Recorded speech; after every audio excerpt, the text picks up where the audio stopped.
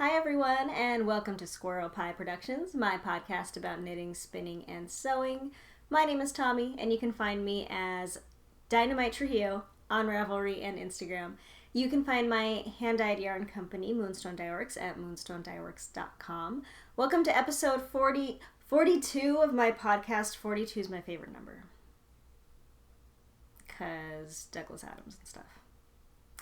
Anyway, welcome to episode 42. I'm so excited that you're here joining me today.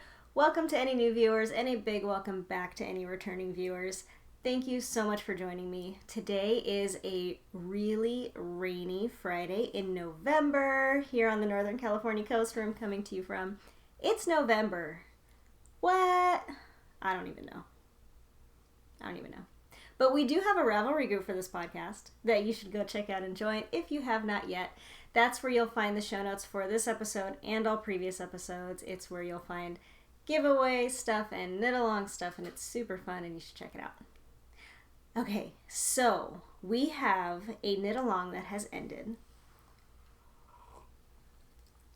That was the Deep Dark Night Cow. So the Deep Dark Night Cow was a knit along that ran, I think, for a couple of months up until Halloween, which was a few days ago. And it's where if you wanted to participate, you made anything that was deep, dark night-ish. It was really fun. You guys made incredible things. Thank you so much for participating if you did.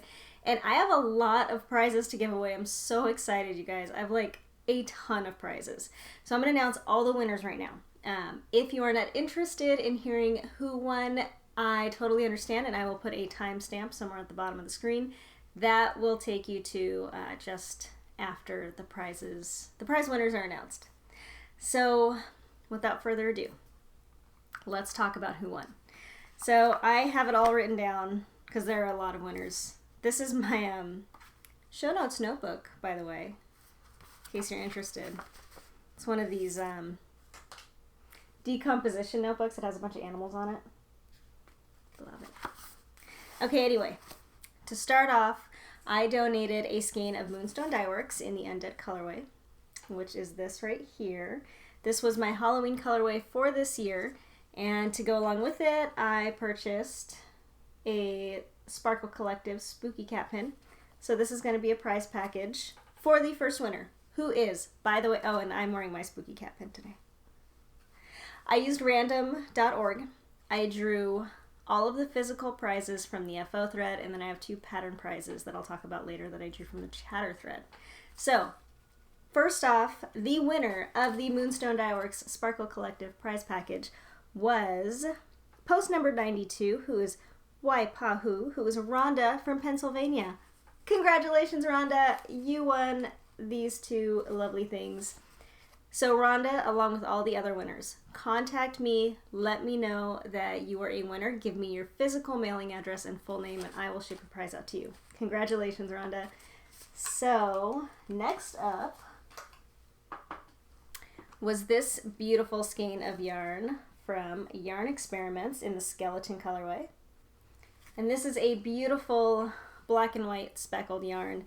The winner of this was post number 101, who was Night Magi, who had the perfect name for this knit along. And Night Magi is Pamela from San Francisco, who's really close to where I live, so congratulations, Pamela. Message me on Ravelry, tell me your address, and I will get your prize out to you. Next winner will be winning this sock set from Dire Bear Yarns, and that was post number 18, who is Vingirl. Congratulations, Vingirl. She is Michelle from Indiana, and Vingirl has been with us for a long time, and she participated in this knit along, and I'm so happy that she won. So you're going to get this sock set from Dire Bear Yarns. Let me know your mailing address. I will get that out to you. My last physical prize is this awesome glow-in-the-dark Ghost Halloween project bag that a lovely viewer donated to the podcast. She does not have a shop, but she made a couple. Gave me a Nightmare Before Christmas one and donated this one to you guys. So the winner of this awesome project bag is post number 13, Celeste Full, who is Celeste where are you from, Celeste? Ohio. And she's from the Yarns Table podcast, which is an awesome podcast that you should check out if you have not yet. I love watching her. So congratulations, Celeste. You won a glow-in-the-dark ghost project bag. All right. Those are all the finished objects winners. Thank you again so much for participating, you guys. You made such awesome things. So did everybody. So the next two prizes that I have to announce, I pulled from the chatter thread, and they were two patterns generously donated to the podcast by the designers this past week. The first one, I'm really excited about this pattern. Kristen, who is Volenvine from the Yarngasm podcast and Volenvine Yarns, released the Half Moon Oracle shawl this week, and I was a test knitter for the full version of the Oracle shawl, and I freaking love that pattern. She donated a copy to me and to the podcast to give away, so I am giving that away now. And the lucky winner of the Half Moon Oracle shawl is post number 137 from the chatter thread, who is Amelia Bedelia 02, who is Amelia from Oregon. Congratulations, Amelia. What I'm going to do for the pattern ones is just tell the designers that you won, and then they will gift you the pattern. So congratulations, Amelia. I hope you enjoy the Half Moon Oracle shawl. And the second one was donated to me by Tara of Crystal Tea Knits, and it's the Marianne shawl. It's a really gorgeous shawl pattern. Check it out. And she donated, again, a copy to me and a copy to the podcast. And the winner for that one is post number 16, who is Curly RX, Melissa from Alabama. Congratulations, Melissa. I hope you enjoy your pattern. You will be receiving that soon. And that's it. That was a whirlwind of winners. Congratulations to all the winners. I'm so excited to get your prizes out to you. Make sure to contact me, give me your full name and mailing address, and I will send everything out. I love winning things, and I hope you do too. I love having winners. I love being able to give some prizes away. So thank you everybody for participating. Thank you everybody who donated prizes to the Knit Along. It is so appreciated, and I know that the winners who are receiving your prizes are going to love them because they are all gorgeous. Okay, done. That was that. So, okay, let me get rid of this. Get rid of my cheat sheet.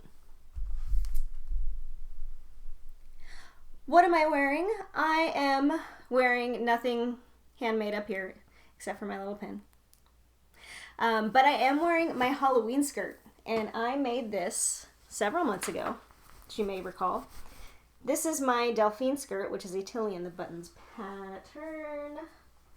I can't show it to you that great because I can't go back any farther, but it's Ghastly's print fabric, and it's got the Ghastlies on Halloween. They are witches and Dracula and grumpy little kids who don't want to go trick-or-treating. And I made the Delphine skirt, which is a Tilly in the Buttons pattern, from her book Love at First Stitch. And I love this skirt. I wore it to work the day before Halloween, and it was a big hit. People liked it. And I am going to continue to wear it all year because Halloween happens all year in my mind. I'm also wearing my undead socks today, so I'm all Halloweened out. Yeah, that's what I'm wearing. And now on to what I have been making. I have 2 finished objects this week. Right? So productive. My first finished object I am so stoked about. These are my Yggdrasil mitts. They're done. This is a fingerless mitt pattern by the amazing and talented Ellie of the Skein Deer Knits podcast. She is Skein Deer Knits on Ravelry. She has incredible designs that she puts out. Lots of color work, mitts and mittens, and I absolutely love everything she does. So these are them. I am so happy that these are done and I get to wear them out because it has been getting cold, and I love a good pair of fingerless mitts when I take my walks in the morning. So again, this is the Yggdrasil mitts pattern. Yggdrasil is a tree in Norse mythology, and you can see the tree on the front of the mitts. These fit so fantastically well. I love them so much. So I used Knit Picks palette in 3 different colorways. The pink is Peony, the teal is Seafaring, and this contrast color that there isn't much of in it is Serpentine. And it's this really cool green. I really, really like it. It's this really dingy, weird green. I love it. And, okay, what do I have to say about things? I freaking love them so much. I love color work. They were so, so fun to knit. I knit them on a size 0 for the cuff and a size 1.5 for the color work. I did accidentally do the top ribbing cuff in the main color. It was supposed to be in the teal. I just didn't read the pattern. I still like them though. I did the thumb like you were supposed to do in the teal. But yeah, I totally messed up. But I still totally love them. The second mitt, which is this one, the gauge was a little bit looser than the first one. And that's just because I'm kind of reintroducing myself into color work, and I think when you do something new with knitting, your gauge needs time to really like settle into itself. So the gauge on this one was a little bit tighter than the gauge on this one. But after blocking, you really can't tell. Like, they both still fit really great. I did compensate because this one was getting to be a little longer by skipping some of the top rows up here that you were supposed to do. So you can kind of tell there's a little bit of difference in that top section. And that's just because I wanted them to match a little better. I knew that if I did the whole pattern on this one, that they would be a little bit longer. But they look exactly the same. They feel exactly the same, and they fit freaking perfectly. They've got this super cool thumb detail that I absolutely love. And I love this super long cuff that she writes into the pattern.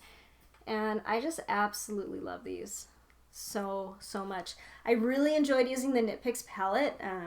I don't have much experience using that yarn.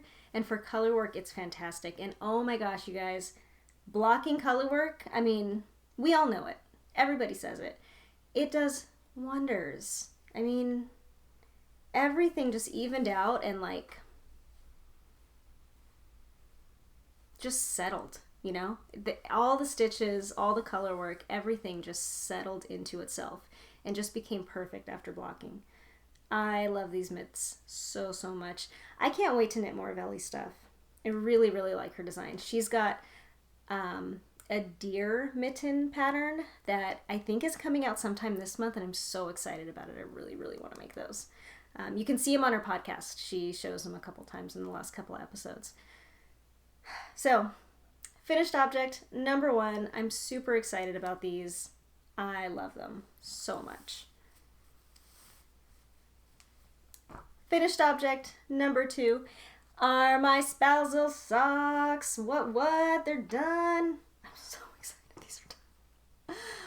You can't even possibly know how excited I am that these are done. Okay, so I worked with, again, Knit Picks, 2 skeins of Knit Picks Fingering Stroll Tweed in the Flagstone Heather colorway. That's the last time I'm ever going to say that. And their skeins come in 50 gram put-ups, and this is all I had left from both skeins. I did run out. I think I broke into one of the skeins for some other project in the past because one I ran out of yarn and the other one I had a little extra. So this is what I had left from both, and I'm super happy. I love using all the yarn. I do have one skein still in my stash that I haven't used yet, but we'll see with that. So these are enormous. They're just like way bigger than I'm used to knitting for socks because I have small feet. I wear a size 5.5. My husband has much bigger feet than me. I don't know what he wears, but he wears a really big shoe size. So these are huge. I did these top down. I did a German twisted cast on, which I love, 2x2 ribbing on a size 0. And then I switched to a size 1 for the rest of the sock.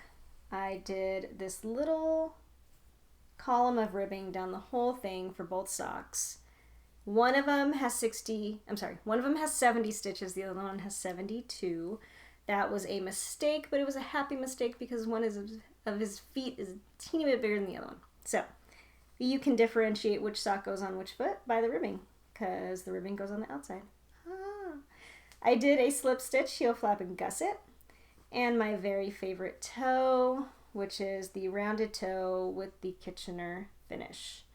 And I have now, so far, knit this toe that I kind of have made up and adapted for myself throughout 3 different sizes of socks. So I'm super stoked about that.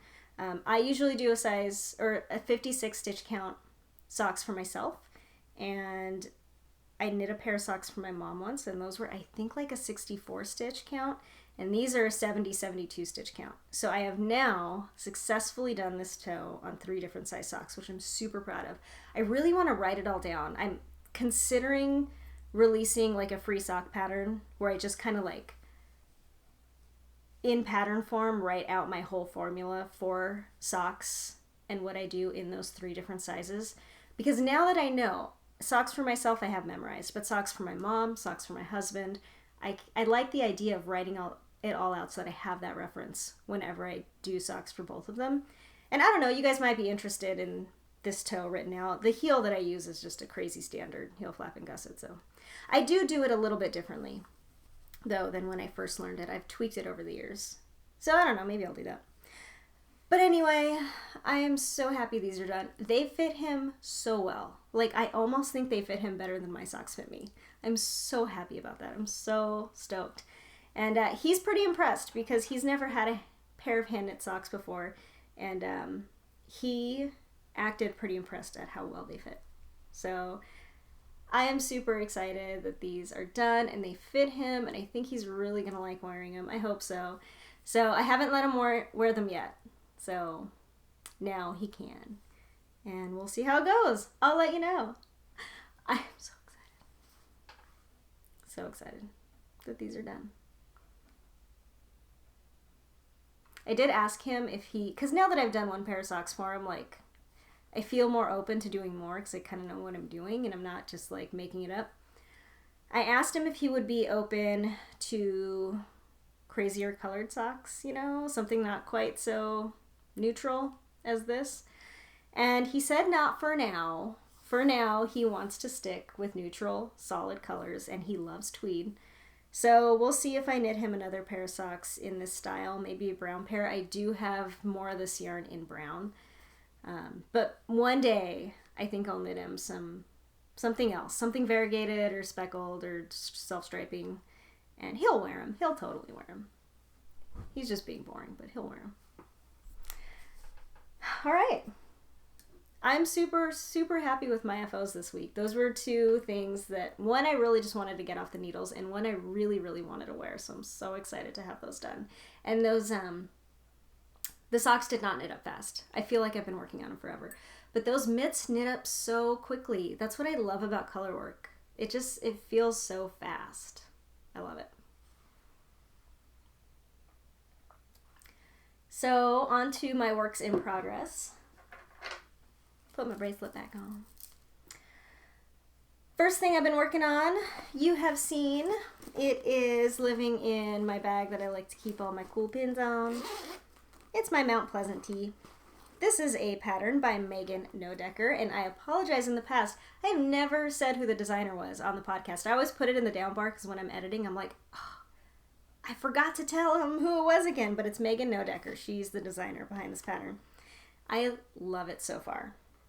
So the yarn I'm using is Greenwood Fiberworks in the Paper Roses pink colorway, and this is a really, really beautiful, shiny mauve, and I love it. It's a really deep, warm-toned, really purpley mauve. I love this color. I think it's going to look so good over a black dress.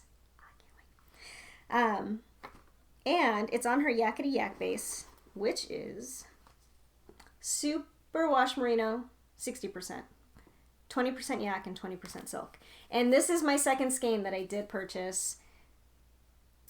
And she so kindly from the woman from Greenwood Fiberworks, went into her stock and found another skein in the same dye lot as my first skein. So that was super lucky.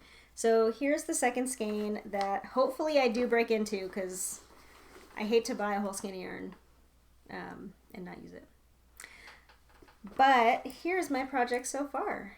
I've been working a heck of a lot on this because it's so fun, because it's just stockinette in the round and there's a hair on it. So that's what I have so far. And I love it so much. So pretty much you cast on at the bottom. It's a cropped tee. So you cast on at the bottom, do this lace work in a smaller needle size, and then you switch up to a larger needle size, and you're just doing stockinette the whole way. You do some increases out towards the top, and I did my increases, so now I'm just plain stockinette straight up for like another couple inches, I think. And I'm having so much fun. This yarn is a dream to work with. Like I said, just plain stockinette. Oh, it has my heart.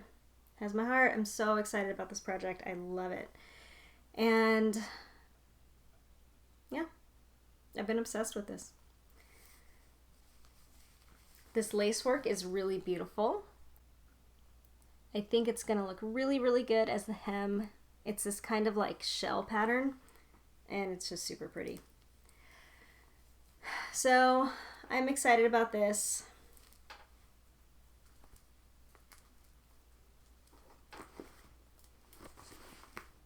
That is my Mount Pleasant tee, and I love it. Okay, my next work in progress is a little resurrection.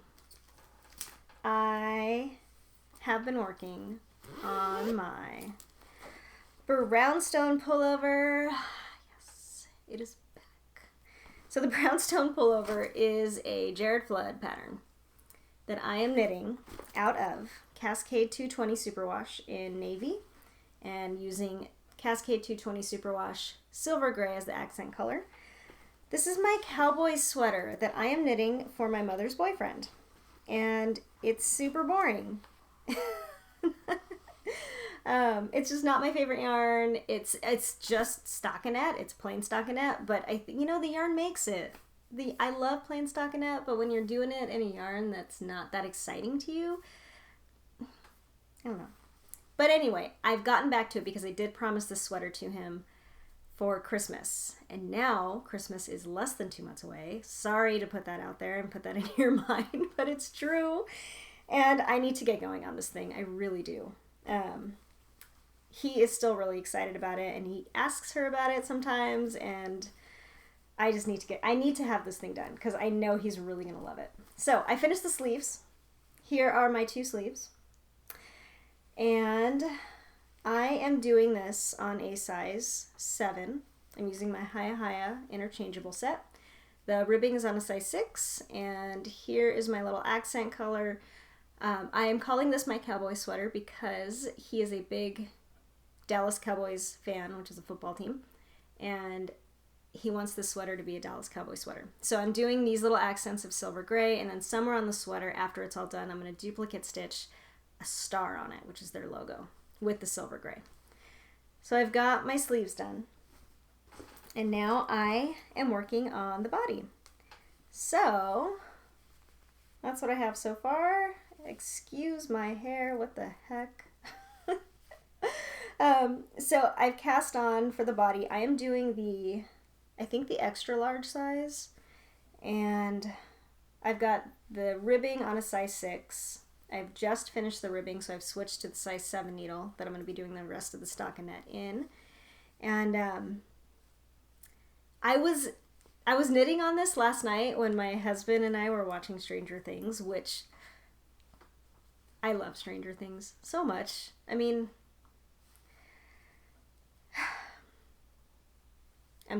I love it. I'm having so much fun watching it. We're trying to pace it out and take it slow. And, oh, it's just so good. But anyway, I was knitting on this while I was watching it last night. And okay, because that's a show you want to pay attention to. I'm watching the whole time. And I got to the part where I was done with the ribbing and I was going up to the stockinette.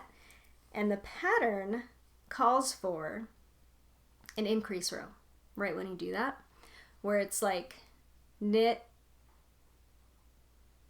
okay, I'm just going to say, I don't think, I mean, this is, I think this is fine to say.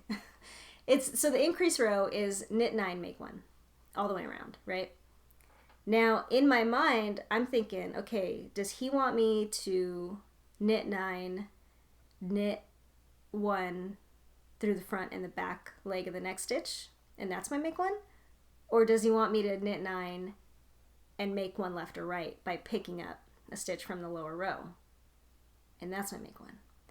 Because I started thinking last night, I don't know if I'm overthinking this, but I feel like that's going to make a difference. Because you're supposed to knit 9, make 1 all the way around, and be left with a certain amount of stitches at the end.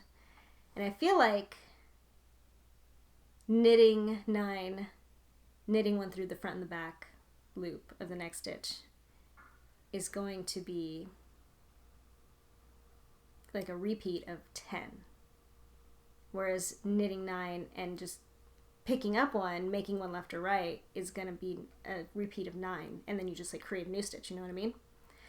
So I don't know if, okay, so I started thinking about this while we were watching Stranger Things, and I started like, I looked through the whole pattern and I couldn't find anywhere in the pattern where it says, when I say make 1, I mean do this, you know what I mean? And I started looking on Ravelry through the project notes to see what other people did, and no one even mentioned it, so I think I'm just overthinking it, but I just had to put it down, because I was like, I'm doing too much research, I'm getting too distracted, I'm not thinking clearly because I'm watching this show that's totally enthralling, and I just put it down. So that was last night, and I just pulled it back out right now, so I don't know what I'm going to do yet.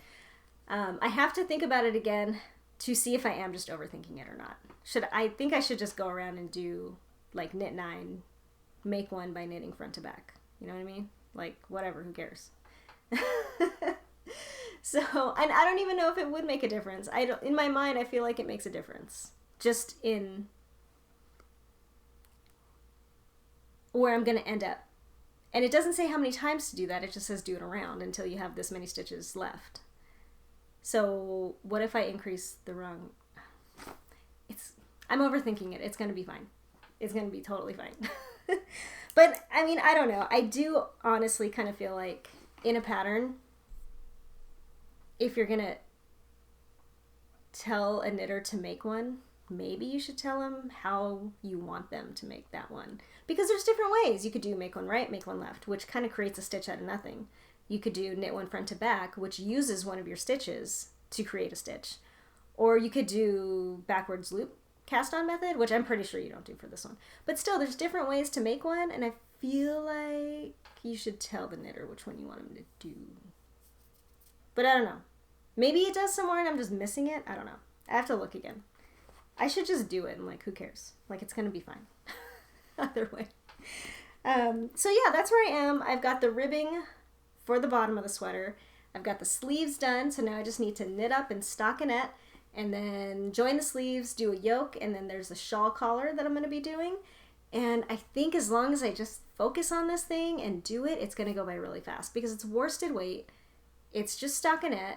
It's going to go super quick. I just need to do it. I just need to buckle down and do it. And that's a priority for me right now. That is definitely a priority because I really want to have this done by Christmas. Christmas knitting, I always tell myself that I'm not going to do Christmas knitting, like gift knitting, and I always end up doing it anyway. But this year, I think I'm not going to.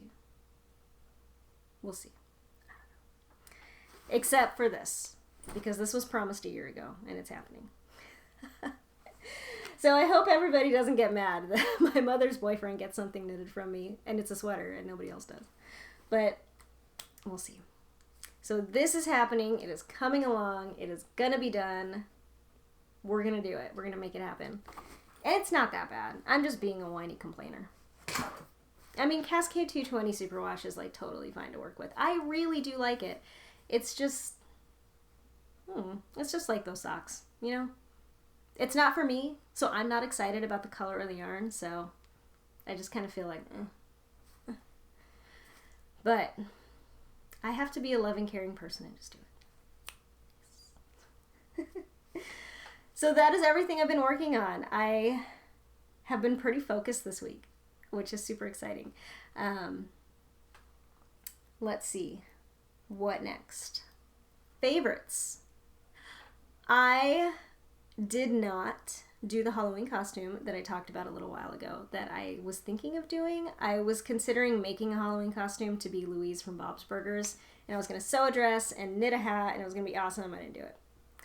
I wasn't planning on dressing up like at all, just because I never got anything together. And Halloween was on a Tuesday this year, which meant that I had to go to work for Halloween, which, I don't know. I never, I love Halloween, but spending the day at work is like, but my coworkers, some of my coworkers love dressing up for Halloween, and I knew if I didn't, they would be disappointed. So my plan was to just wear cat ears. Like, I have a headband with cat ears, and I was just going to do that. Total cop-out, but that's what I was going to do. But the night before Halloween, I was listening to A Court of Thorns and Roses. I'm listening to the third book right now, which I'm just, like, I can't even talk about because I'm just going to start gushing about it like I do every single episode. But I'm listening to the third book right now. And listening to it, I was reminded that there's a character in the A Court of Thorns and Roses series named Moore. She's an awesome character. I love her. She's one of my favorite characters. And her name Moore is short for the Morrigan.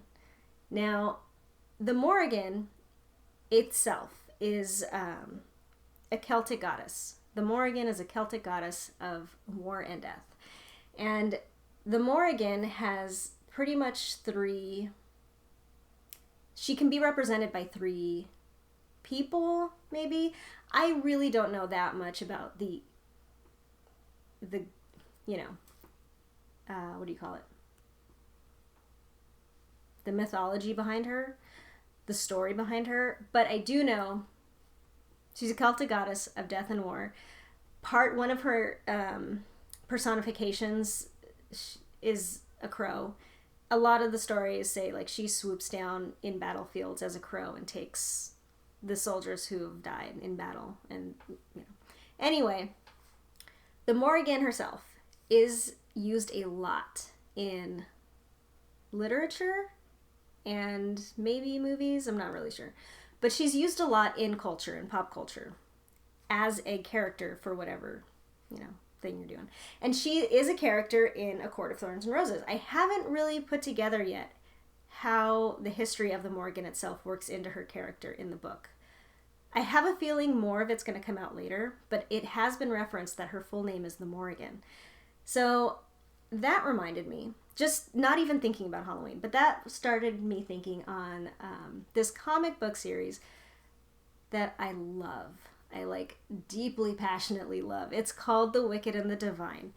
And The Wicked and the Divine is a comic book about a pantheon of gods who get personified as teenagers, as teenage pop culture superstars, pretty much. It's really awesome.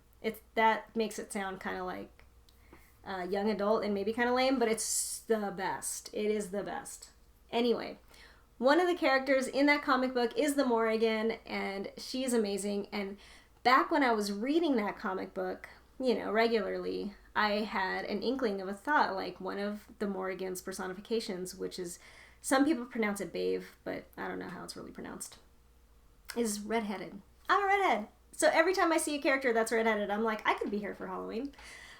So I had thought about that a long time ago, and this kind of listening to A Court of Thorns and Roses, thinking about the Morrigan reminded me of that, and I was like, I could put something together. I was looking at pictures of her, and I was like, I could do that. That's super easy. I have a black dress. Luckily, I have these feathers that came from Michael's 7 years ago from another old Halloween costume that I did. I was a black swan, and I still had feathers from that, and so I was like, I can do this. So I spent the night before Halloween, working up, what I was going to do.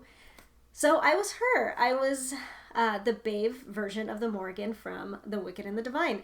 And nobody knew who I was, of course.